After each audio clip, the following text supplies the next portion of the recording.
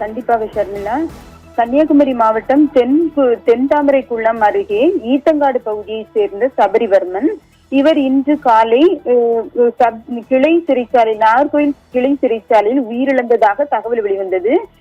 இவர் 35 வயதான மாற்றுத்திறனாளியான இவர் வீட்டின் அருகில் ஒரு கடை வைத்துள்ளார்.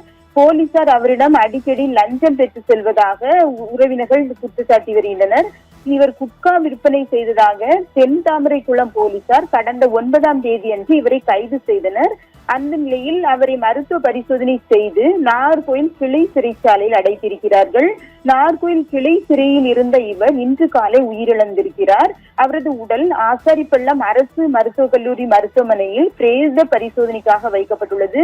மருத்துவக் கல்லூரி மருத்துவமனை முன் குவிந்த உறவினர்கள் நாகர்கோயில் சிறையில் விசாரணை கைதியாக இருந்து சபரிவர்மனை அடித்து கொலை செய்து விட்டதாகவும் அவருடைய உயிரிழப்புக்கு நியாயம் வேண்டும், அதுவரை உடலை பெற்றுக் கொள்ள மாட்டோம் என்றும் கண்ணீருடன் தெரிவித்து வருகின்றனர் ஷர்மிளா.